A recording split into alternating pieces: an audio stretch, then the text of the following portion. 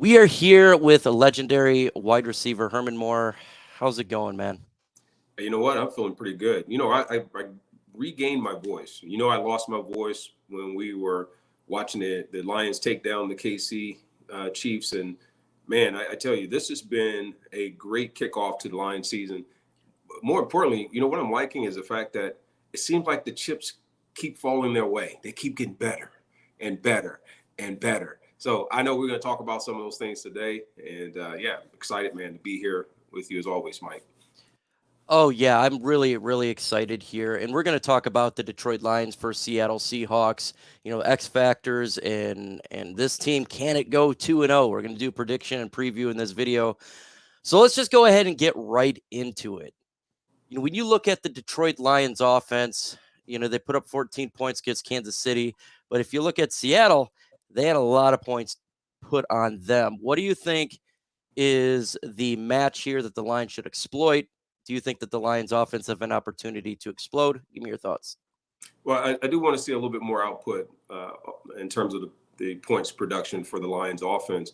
I mean, if you look at they had the pick six, but also this is a team that last year put up quite a few points. And coming back this year, I thought they have an opportunity to do even more. They still bring back the offensive line. They still bring back their starting QB, and they have depth.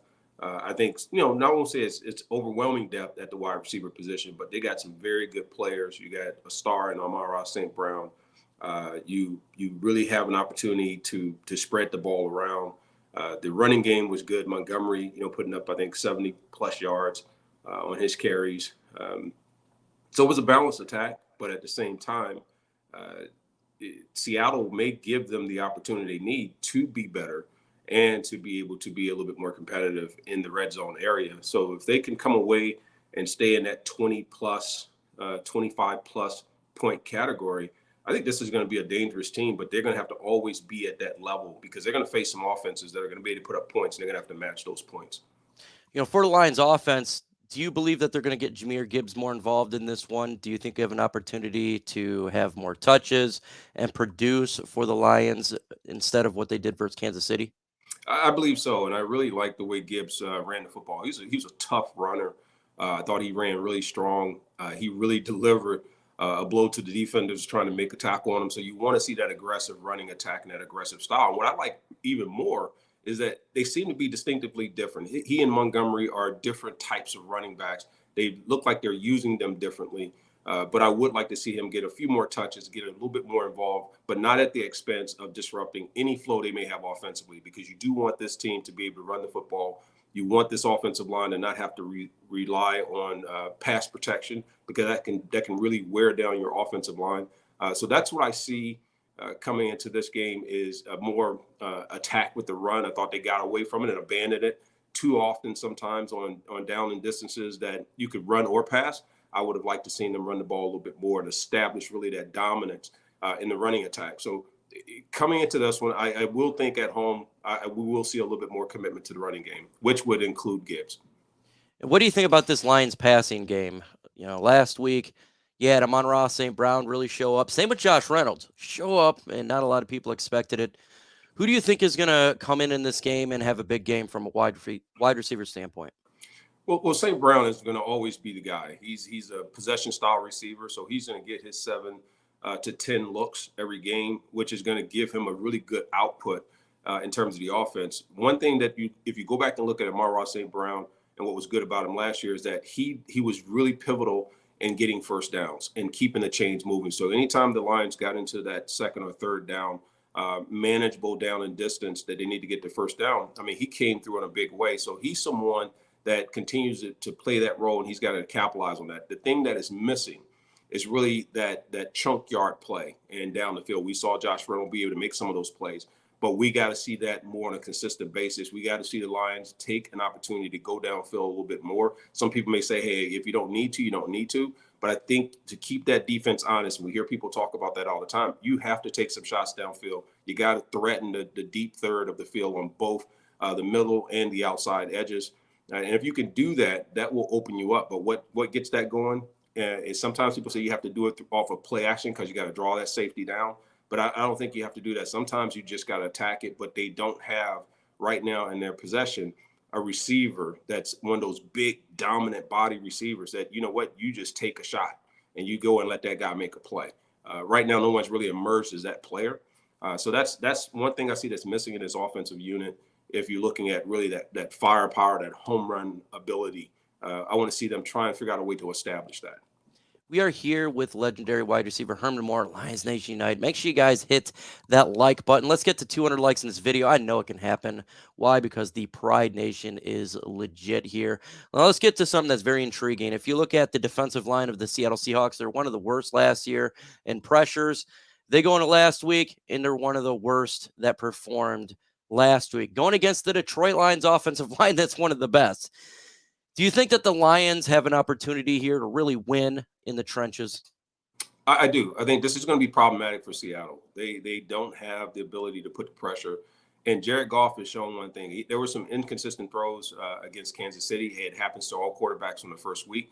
But what I think they will see is that his accuracy is there. And he has players who can make plays if they get an opportunity to be around the football, and they can create separation when given time to work their craft and find the different holes in the zones on the defense. So if they can't get to Jared Goff, this could turn real ugly for Seattle. A lot of people are looking at Seattle being one of the top teams in the NFL, at least someone that's competitive enough to try and make it to the playoffs, and they got some good players and all these things. But there's a lot that's surrounding that team beyond just the defensive side of it. But I know defensively, if you don't get your hands on this quarterback and you allow the Lions to dictate the pace and you allow them to control tempo and ball control, they can be a very, very good offense because they don't make a lot of mistakes. They just don't. This is a team that's playing a lot more disciplined football.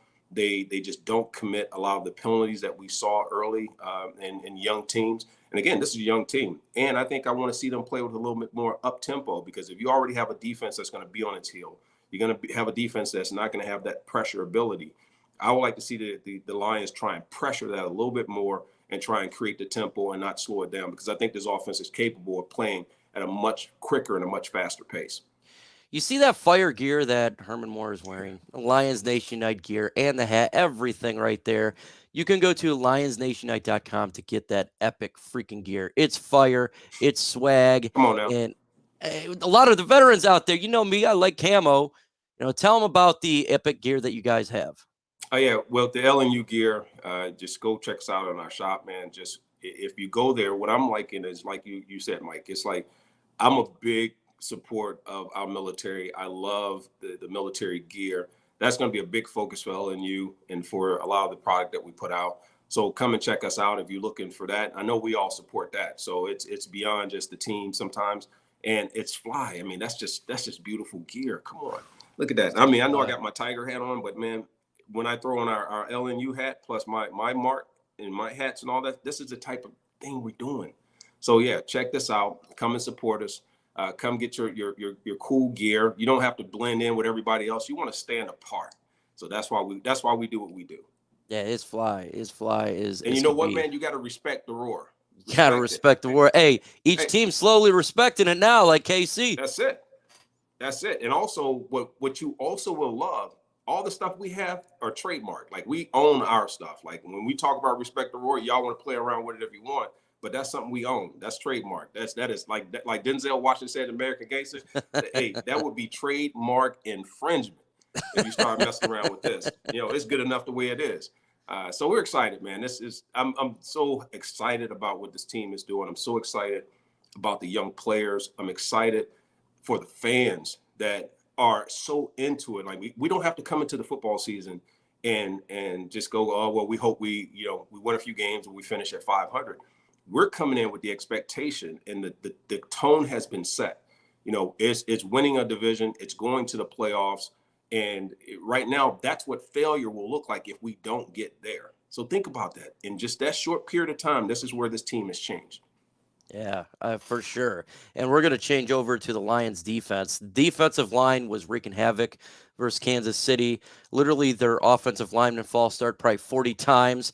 And if you look at the Seattle Seahawks offensive line was booty cheeks this past Sunday, and they could be out with their left and right tackle. Do you think that the Lions defensive line can go ahead and take them to the woodshed? I think they will. I think they will bring pressure. I would actually, depending on what happens with the receivers for Seattle, you got Metcalf that's, it's going to have maybe an issue here, maybe a suspension that we discussed. You have Lockett, who is in concussion protocol. We don't know what his status is quite yet. I wouldn't be surprised if those guys are unable to go, or there's a shakeup in that department on the receivers. That the Lions don't stack more people up front, bring more pressure, and play a little bit more man on the outside because they can. And then it's going to be up to Seattle and Geno Smith and those guys to really get the Lions out of that coverage, because anytime a team like a Lions, especially when they like to bring pressure, you see the energy, the emotion, you see the fire that this team plays with when they get pressure and they start to come off of the edges with reckless abandon, and then they force quarterbacks up into that middle, which has become very solid. The Lions play really well. There's a lot of pressure. Mahomes saw that. He was just a good quarterback with the ability to run the football and escape, and I just don't think Seattle's quarterback's going to be able to do that. He has the ability to run, but he's not going to run with it like we saw with Mahomes. Geno Smith struggled last week against the Rams, and now he's going against C.J. Gardner-Johnson and the blue ski mask Detroit Lions secondary, which is freaking epic, by the way. One of the coolest things, and he said everybody get a blue ski mask on. I love it. I love C.J. Gardner-Johnson. He's become one of my favorites. Do you think that these guys are going to feast? If there is struggling on the offensive line for Seattle, they have issues with wide receivers. Do you think C.J. Gardner-Johnson and Kirby Joseph and Brian Branch and the fellas are going to have a good day? I think they will. I would expect that, I think like last week, there was a pick six that came off of a tip ball or a drop ball by the receiver. But I think they can create some problems and get a couple of picks. I'm thinking a couple picks this week by jumping routes, because I don't think that Seattle's going to have the ability to hold back, to pressure them with secondary level routes and stuff like that. I think it's going to be first reads. Maybe he can get back to the second read depending on the pressure that the Lions put up front.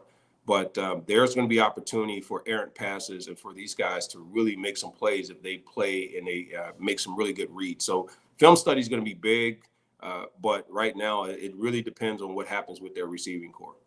So we looked through it. What is your prediction for this game? Score prediction. Who wins? Is the Lions going to go 2-0? What do you got?